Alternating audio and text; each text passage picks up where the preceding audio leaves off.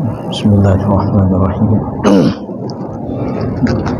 Raditu billahi rabban bil islam dina wa bi Muhammadin nabiyyan wa rasulan la haula wa la quwwata illa billahil aliyyil azim. Bismillahirrahmanirrahim. Assalamualaikum warahmatullahi wabarakatuh.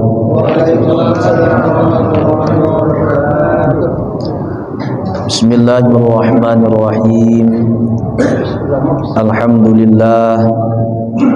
Alhamdulillahilladzi nawwara qulubaz zahidin binuri ma'rifati wal yaqin fatakhsha'a qulubuhum li rabbil alamin. Asyhadu an la ilaha illallah wahdahu la syarika lahu rabbu khalqi ajma'in wa asyhadu anna sayyidana Muhammadan abduhu wa rasuluhul amin. Allahumma salli wa sallim ala sayyidil awwalin wal akhirin imamiz zahidin sayyidina Muhammad sayyidil anbiya wal mursalin wa ala alihi wa sahbihi wa dzurriyyatihi wa atba'ihi ila yaumiddin, amma ba'd. Faqad qala Allah subhanahu wa ta'ala fi kitabihil mubin wa huwa asdaqul qailin. A'udzu billahi minasy syaithanir rajim. Bismillahirrahmanirrahim. La in syakartum la azidannakum wa la in kafartum inna 'adzabi lasyadid. Wallahu a'lam bimuradih.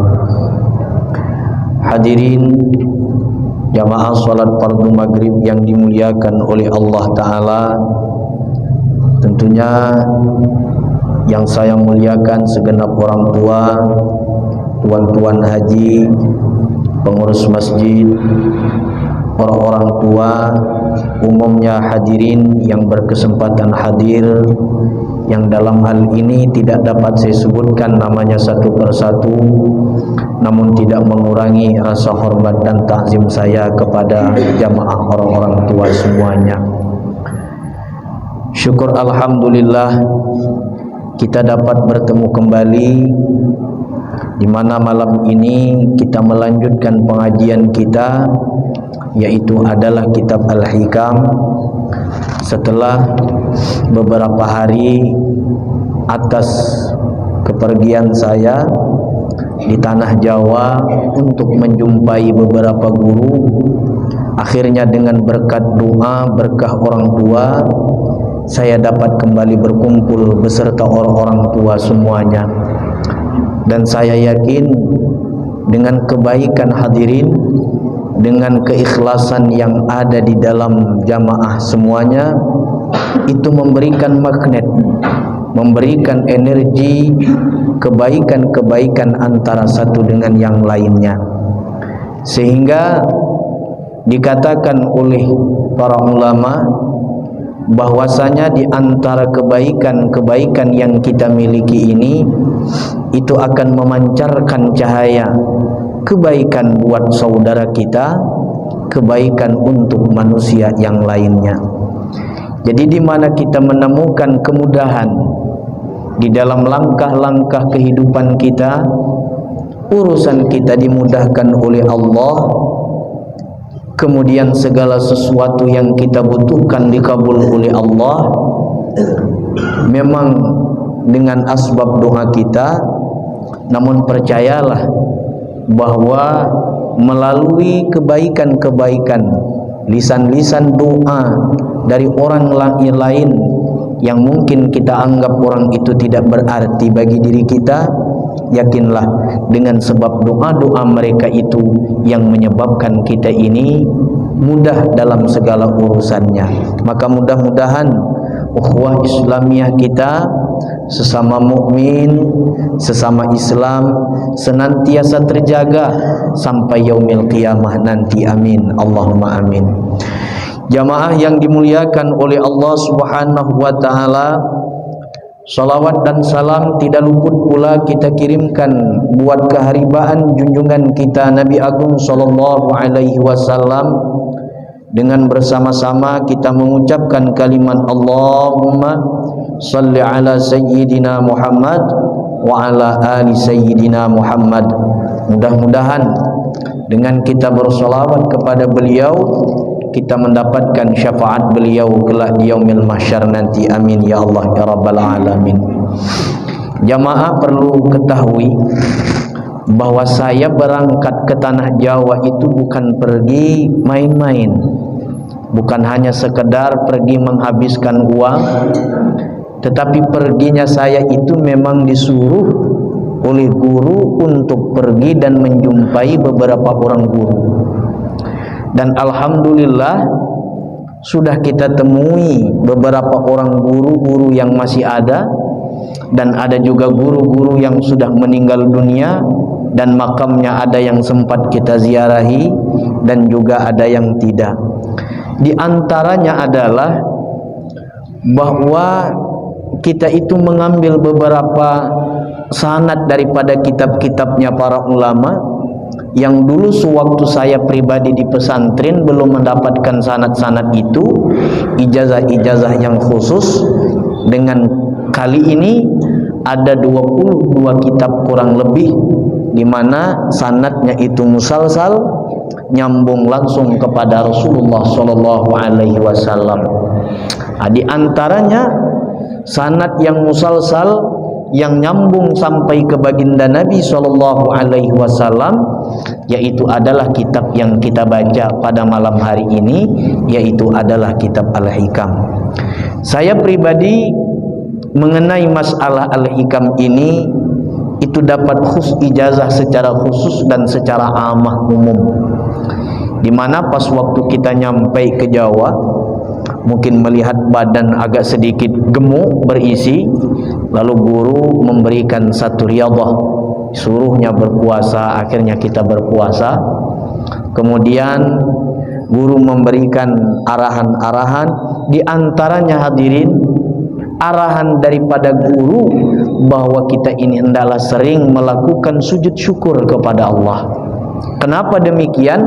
Amat banyak nikmat, rahmat, limpahan yang Allah berikan pada diri kita ini, yang di hari kemarin kita tidak pernah meminta kepada Allah, namun Allah berikan pada hari ini untuk kita. Maka sering-seringlah kita melakukan sujud syukur atas nikmat-nikmat yang sudah Allah berikan pada diri kita.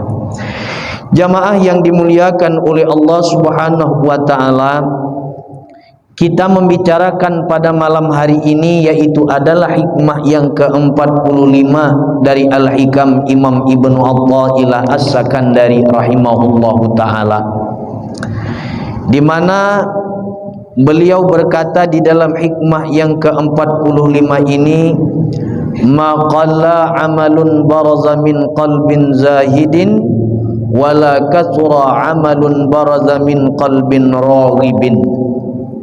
Yang artinya adalah tidaklah sedikit amal ibadah yang terbit daripada hati orang yang zuhud, dan tidaklah banyak amal ibadah yang terbit daripada hati orang yang gemar kepada duniawi.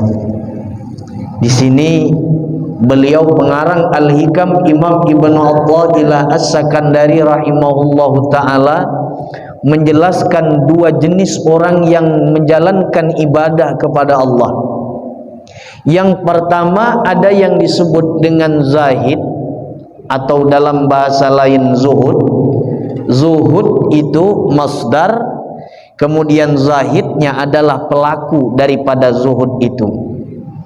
Kemudian ada pula yang raghib, orang-orang yang gemar terhadap duniawi. Orang yang zuhud melakukan ibadah, pun orang-orang yang gemar dengan dunia melakukan ibadah. Dengan kedua-dua orang ini melakukan ibadah tentu ada perbedaan. Kedua-dua ini melakukan ketaatan kepada Allah Subhanahu wa taala, ada perbedaannya. Bainas sama wal ard, perbedaannya itu antara langit dan bumi. Artinya tidak sama, serupa tapi tidak sama. Sama-sama manusia, sama-sama ciptaan Allah, Cuman pasti ada perbedaan-perbedaannya. Maka di sini beliau memberikan pengetahuan kepada kita, apakah ibadah kita ini tergolong yang mana? Apakah tergolong kepada zahid, orang yang zuhud? Apakah tergolong kepada yang raghib, orang yang cinta terhadap dunia? Nah, di sini beliau pengarang memberikan arahan kepada kita atau memberikan pengetahuan kepada kita. Jamaah yang dimuliakan oleh Allah Subhanahu wa taala, ibadah orang yang zuhud itu yang tumbuh daripada hati mereka orang-orang yang zuhud itu nilainya adalah banyak. Walau secara perbuatan zahir amal ibadah mereka itu sedikit jumlah kuantitasnya, tetapi secara makna, secara pahala ganjaran di sisi Allah Subhanahu wa taala amat besar dan amat banyak dihitung oleh Allah. Orang yang zuhud ibadahnya secara kuantitas jumlah rakaat yang mereka lakukan tidak banyak.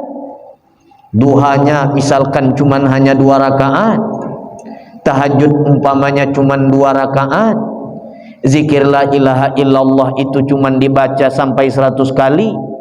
Tapi nilai yang diberikan oleh Allah Subhanahu wa taala kepada mereka orang yang zuhud ini tadi, pahalanya amat besar. Pahalanya begitu luas, derajat Allah Ta'ala naikkan derajat mereka orang yang zuhud ini tadi. Jadi bahasa mudahnya, orang yang zuhud ini sedikit melakukan ibadah, jumlah pahalanya itu dibesarkan oleh Allah, jumlah pahalanya itu dibanyakkan oleh Allah, pangkat derajat mereka pun dinaiki oleh Allah Subhanahu wa ta'ala. Itu orang yang zuhud. Beda halnya dengan orang yang gemar terhadap dunia di dalam hatinya. Walaupun banyak kuantitas rakaat solat yang mereka lakukan, walaupun banyak jumlah butiran-butiran kalimat yang keluar daripada lisan mereka, tapi Allah Subhanahu wa ta'ala memberi nilai itu adalah nilai yang cukup sedikit. Misalkan duhanya sampai 20 rakaat umpama, padahal minimal yang paling banyak di dalam duha itu adalah 8 rakaat menurut Imam Nawawi di dalam kitab Zubat 12 rakaat. Ini ngelamun ceritanya sampai 20 rakaat. Misalkan 12 rakaat duha yang dikerjakan oleh orang-orang yang masih cinta hatinya terhadap dunia, orang-orang yang hatinya masih gemar terhadap dunia, melakukan zikir kepada Allah Subhanahu wa ta'ala walaupun jumlahnya sampai beribu-ribu, Allah Ta'ala pun masih memberikan pahala ganjaran, cuman pahalanya tidak sebanding dengan orang yang zuhud ini tadi. Jamaah yang dimuliakan oleh Allah Subhanahu wa ta'ala, apa yang disebut dengan zuhud itu, ta'rif atau definisi daripada zuhud itu apa? Qala Asy-Syaikh Ibnu Ajibah az-zuhdu fi syai'i wa khuruju mahabbati min qalbi wa biruddatihi minhu. Zuhud itu adalah seorang itu mengeluarkan dari hati rasa cinta terhadap dunia ini, dan dia berusaha untuk menepis sesuatu yang datang di dalam hatinya untuk mendorong dia cinta kepada sesuatu itu. Contoh misalkan kita memiliki mobil umpamanya. Mobil yang kita miliki itu dia tidak masukkan ke dalam hati. Dia punya mobil. Cuman mobil yang dia miliki itu tidak dia masukkan ke dalam hati, dan dia berusaha untuk menepis rasa cinta dia terhadap mobil sehingga dia tidak sombong dengan harta berupa mobil yang Allah Ta'ala titipkan kepada dia. Itu yang disebut dengan zuhud. Zuhud itu bukan berarti hidupnya itu pada tempat yang sangat hina. Zuhud itu bukan berarti tempatnya itu tempat seperti gelandangan, tidak. Silakan kita berdasi, datang ke kantor, memakai mobil mewah, memakai pakaian-pakaian mewah, tapi jasadnya saja, hatinya tidak sampai ke situ. Hatinya itu tidak ikut, dia itu duduk di kantor, hatinya itu tidak ikut dia mengurus kendaraan-kendaraan, tidak. Hatinya itu semata-mata terpaut dan terkait, terikat hanya kepada Allah Subhanahu wa ta'ala. Itu pengertian daripada zuhud. Orang yang zuhud bukan berarti dia tidak boleh datang ke sawah. Orang yang zuhud bukan berarti dia mengabaikan pekerjaan-pekerjaan duniawinya, tidak. Dia melakukan pekerjaan duniawinya, dia mengerjakan pekerjaan selaku manusia, kebutuhan hidupnya dia lakukan, tapi hatinya tidak ikut ke sana. Itu yang disebut dengan zuhud. Hadirin jamaah yang dimuliakan oleh Allah Subhanahu wa ta'ala, dia melakukan pekerjaan dunia, dia jualan, dia dagang, dia berusaha, dia duduk di kantor, tapi hatinya itu selalu teringat dan terkait hanya kepada Allah Subhanahu wa ta'ala. Dalam arti kata, yang dia dahulukan itu adalah Allah Subhanahu wa ta'ala. Itu pengertian daripada zuhud. Jamaah yang dimuliakan oleh Allah Subhanahu wa ta'ala, wa indal qaumi bu'du kulli ma yashghilu 'anillah wa yahbisu an hadratillah. Menurut satu kaum daripada kelompok ulama ahli tasawuf mendefinisikan zuhud itu apa? Yaitu adalah mereka membatasi perkara-perkara yang dimana perkara itu membuat dia lupa, membuat dia tidak bisa ingat lagi dengan Allah. Itu juga termasuk daripada bagian zuhud. Misal, ini kalau aku ambil pekerjaan ini, ibadah tinggal. Sering saya ucapkan, kalau aku ambil pekerjaan ini, majelis ilmu tidak bisa lagi hadir. Kalau aku ambil pekerjaan ini, aku tidak bisa lagi dapat duduk di majelis taklim bersama orang-orang saleh. Lalu dia tinggalkan itu demi kepentingannya dia dengan Allah Subhanahu wa ta'ala. Ini pun termasuk daripada golongan zuhud. Jamaah yang dimuliakan oleh Allah Subhanahu wa ta'ala, apa tanda orang itu sudah zuhud? Itu tandanya apa? Wa alamatuhu ayyastawiya indahu dhahab wat turab wal fiddah wal hajar wal ghina wal faqra wal mana' wal 'ata. Tanda orang yang sudah zuhud sampai dia hatinya itu sudah zuhud, tandanya itu sama sudah antara emas dengan tanah, tak ada bedanya lagi. Sama sudah antara perak dengan batu, antara kaya dengan miskin sudah sama di pandangan dia, antara cegahan dan juga pemberian dari Allah Subhanahu wa ta'ala itu sudah sama. Itu juga termasuk dalam kategori zuhud. Si anu kaya, si anu miskin, si anu memiliki emas, si anu tidak memiliki emas, si anu memiliki perak, si anu tidak memiliki perak, sama sudah semuanya. Berarti orang ini sudah ada cipratan dari ilahiyah, yaitu cipratan az-zuhdiyah, yaitu zuhud kepada Allah Ta'ala. Tapi kalau masih ada perbedaan antara emas dengan tanah, masih ada perbedaan membedakan antara kaya dengan si miskin, ini belum dikatakan zuhud. Contoh ustadz nih, kalau si miskin mengundang tahlil, lambat datangnya. Kalau si kaya yang mengundang tahlil, bakal amplop yang dia dapatkan cepat-cepat dia datang. Berarti ustadz ini belum mendapatkan cipratan zuhud dari Allah Subhanahu wa ta'ala. Jadi yang disebut dengan zuhud itu adalah sudah tidak ada lagi beda antara kaya dengan miskin. Kadang-kadang kita ini berkawan dengan orang kaya betah, dan berhati-hati sekali mulut kita ini untuk menyakitkan hati mereka. Karena apa? Takut ditinggalkan mereka. Kalau kita berkawan dengan orang miskin kurang betah, bahkan lisan kita tidak bisa kontrol untuk menyakiti hati orang miskin. Kenapa? Karena kita menganggap mereka itu tidak ada arti dalam kehidupan kita. Berarti bila mana kita masih memiliki sifat ini, belum ada zuhud di dalam hati kita. Jamaah yang dimuliakan oleh Allah Subhanahu wa taala, apalagi tanda daripada zuhud itu? Tanda daripada zuhud itu ayyastawiya indahul azlu wadzul, antara mulia dan hina itu sama. Sudah tidak ada bedanya lagi di pandangan dia itu antara mulia dan hina, itu sudah tidak ada lagi perbedaannya, sama. Wal madhu wadzamu, antara pujian dan cacian pun sudah sama. Ini tanda daripada orang sudah mendapatkan zuhud.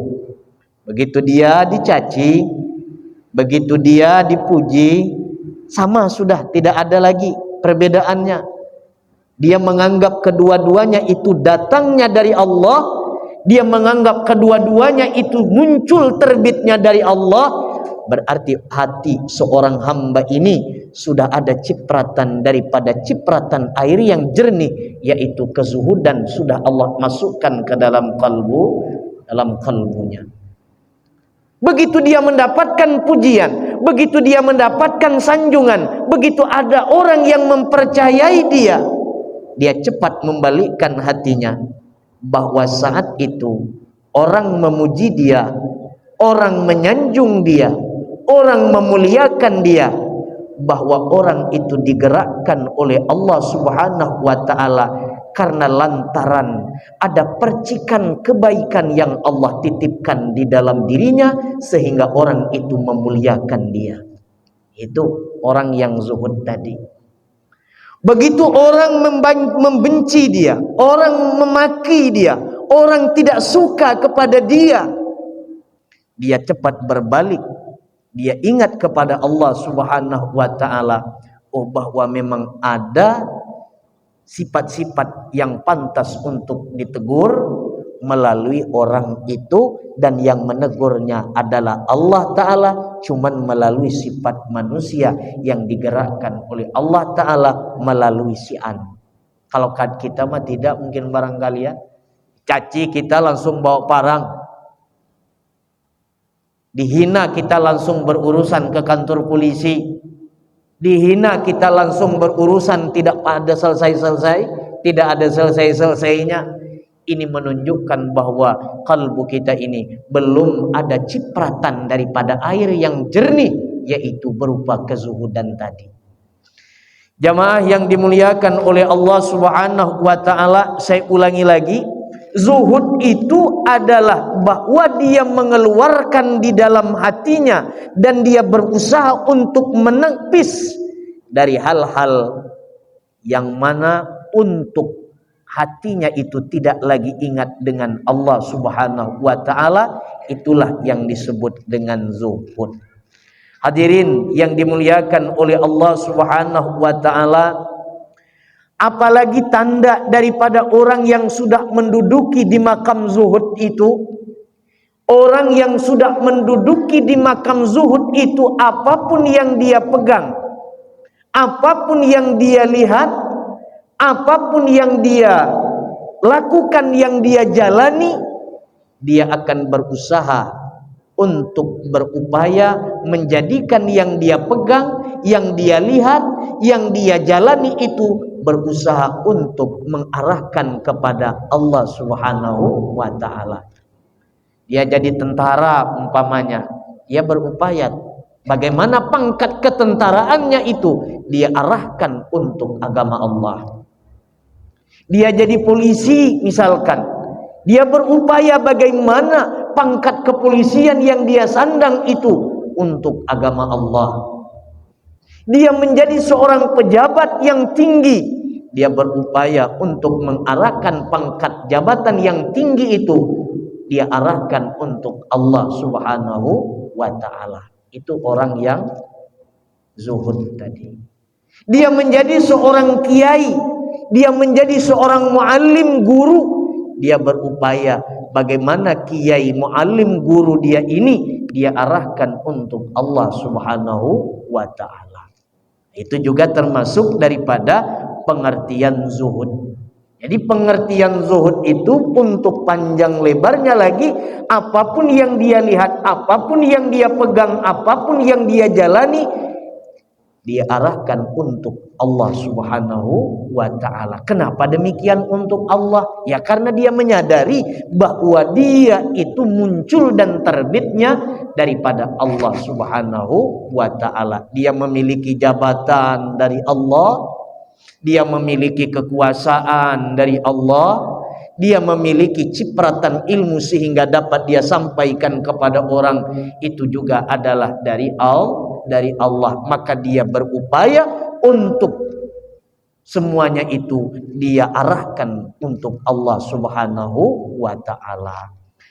Hadirin yang dimuliakan oleh Allah Subhanahu wa ta'ala, jadi orang yang zuhud melakukan ibadah, orang yang hatinya sudah kosong terhadap dunia, semata-mata yang dia ingat itu adalah Allah Subhanahu wa ta'ala, maka amal ibadah orang yang zuhud itu walaupun sedikit secara kuantitasnya, tapi secara kualitas Allah Subhanahu wa ta'ala beri pahala yang banyak, Allah Subhanahu wa ta'ala beri pahala yang begitu besar.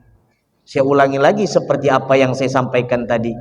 Walaupun duhanya 2 rakaat cuman, tapi didasari dengan hati yang zuhud, didasari dengan hati karena Allah, didasari dengan Allah, maka walaupun duhanya itu 2 rakaat, Allah Subhanahu wa ta'ala akan membalasnya cukup banyak.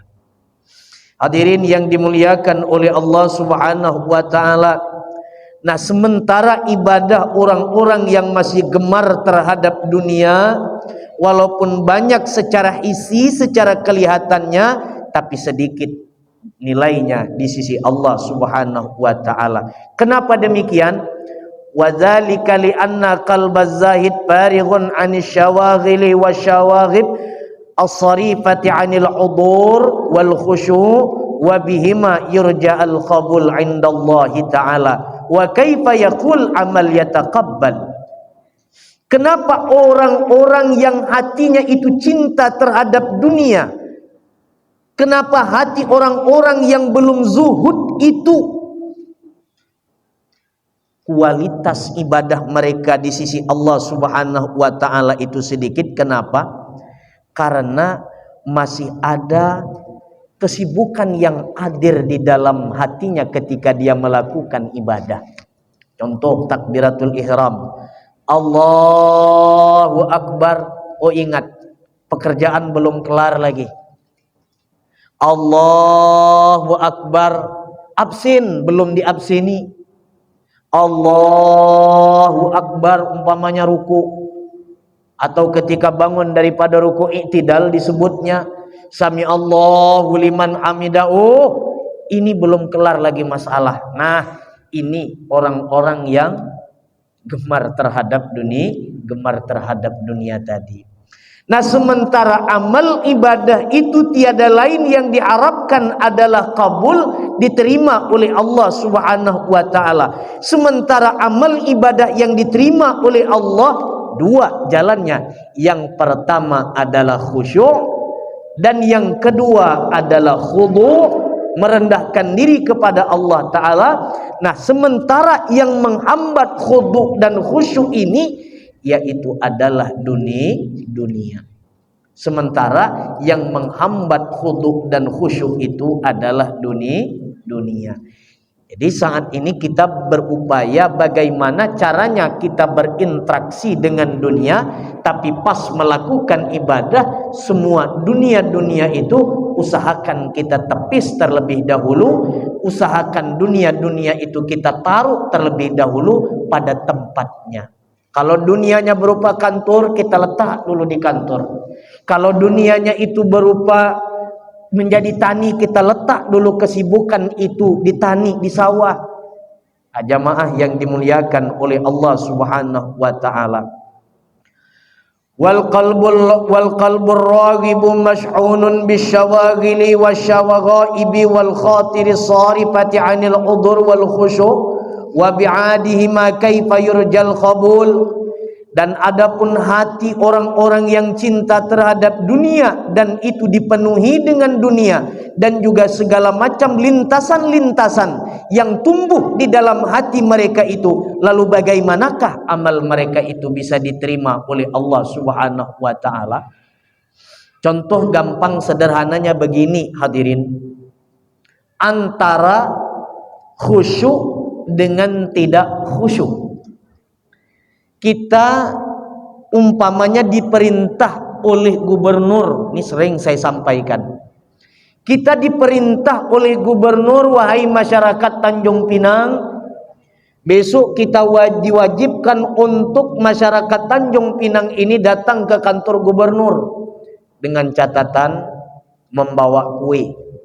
Membawa kue atau wadai dalam bahasa Banjarnya. Diwajibkan untuk membawa kue. Barang siapa yang membawa kue, maka dia tidak dihukum, dia tidak mendapatkan siksa. Dan barang siapa yang tidak membawa kue, maka dia akan kena hukuman. Akhirnya datanglah kita semua membawa kue ke kantor gubernur. Kuenya itu bermacam-macam. Ada kue yang manis, ada kue yang asin. Ada kue yang terlalu matang, ada juga yang tidak matang umpamanya. Tentu yang dipuji oleh gubernur ini yang mana? Yang dipuji oleh gubernur itu adalah kue yang manis, kue yang matang, yang mantap rasanya. Lalu orang yang membawa kue, yang kuenya ada yang kebanyakan gula, lalu ada kuenya itu kurang ini bumbunya, itu segala macamnya, intinya tidak nyaman, diterima tidak oleh gubernur? Tidak diterima. Tapi disiksa tidak? Tidak. Kenapa? Karena syarat sudah terpenuhi datang ke kantor tadi. Apa syaratnya? Kue sudah dibawa. Begitulah gambaran amal ibadah kita dengan Allah Subhanahu wa taala. Walaupun si pencinta dunia ini tadi datang melakukan sholat, banyak pikiran, banyak dunia yang ada di dalam dirinya, apakah dia masih dikategorikan berdosa? Tidak. Kenapa? Karena sholat sudah dilakukan. Urusan kualitas sholat, urusan kualitas zikir di sisi Allah Subhanahu wa taala tentu yang didahului, yang diterima oleh Allah, yang dipuji oleh Allah adalah kualitas salat yang baik, kualitas salat yang bagus, kualitas zikir yang mantap. Nah, kualitas salat, kualitas zikir yang bagus, itulah disebut dengan zuhud tadi. Jamaah yang dimuliakan oleh Allah Ta'ala, bukan berarti kita tidak boleh sembahyang. Oh, kami kalau gitu jangan sembahyang lagi, karena hati kami masih sibuk dengan dunia. Kami tidak perlu lagi berzikir karena hati kami ini masih sibuk dengan dunia. Jangan, itu makin parah. Itu makin berbahaya.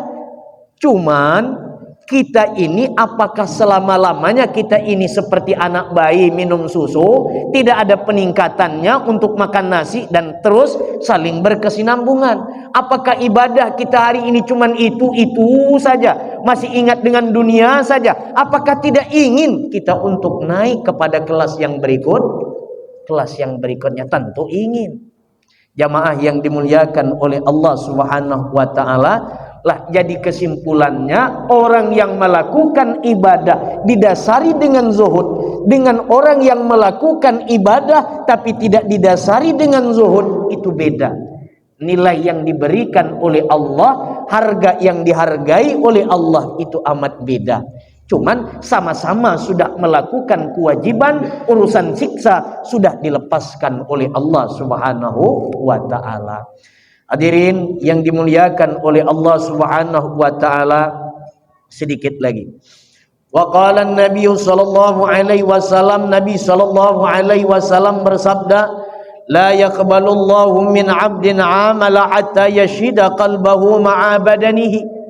Nabi sallallahu alaihi wasallam bersabda, Allah Subhanahu wa taala tidak menerima dari seorang hamba yang melakukan amal ibadah hingga seorang hamba itu menyaksikan hati dan juga beserta badannya bahwa dia sedang melakukan ibadah.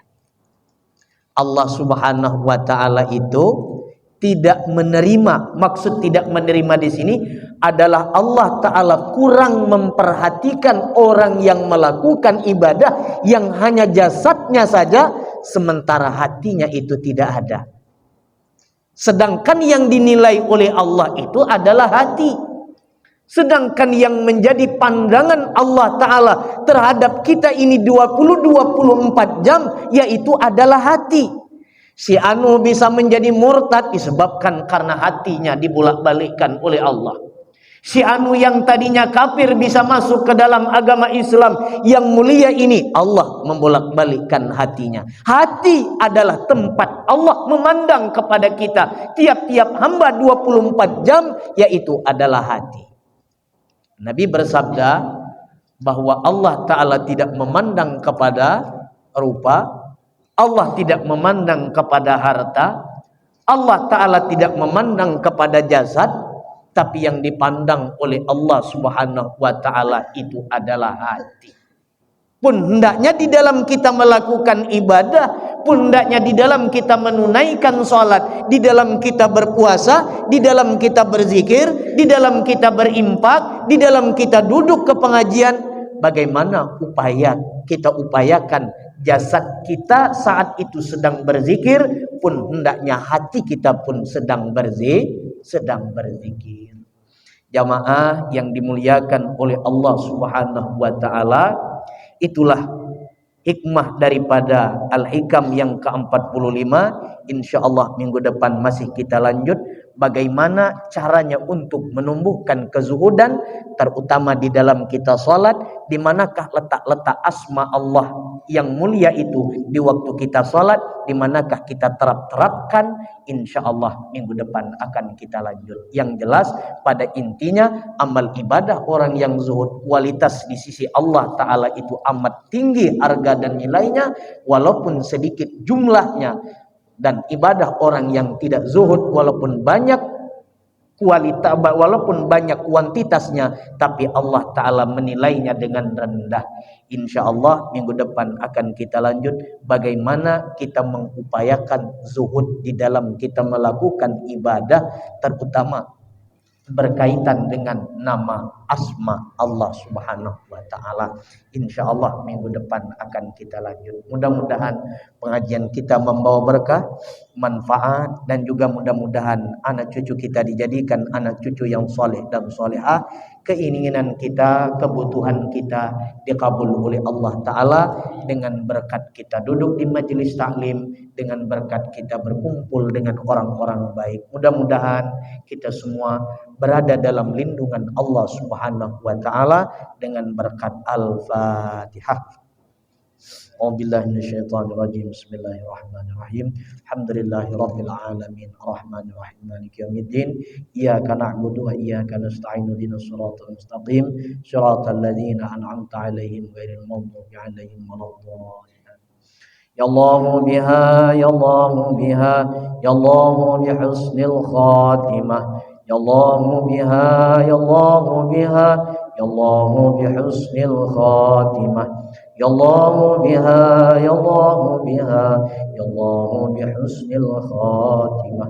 Wassallallahu ala sayyidina Muhammadin nabiyil ummi wa ala alihi wa sahbihi wa baraka wa sallam. Subhana rabbika rabbil izzati amma yasifun. Wassalamun ala al-mursalin walhamdulillahi rabbil alamin. Taqabbalallahu minkum. Ampun, maaf, minta halal minta ridha bila mana penyampaian saya menyinggung perasaan jamaah orang-orang tua semuanya, tuan-tuan haji. Saya mohon maaf yang sedalam-dalamnya. Saya tutup dengan salam keagamaan. Wabillahi taufiq wal hidayah. Assalamualaikum warahmatullahi wabarakatuh.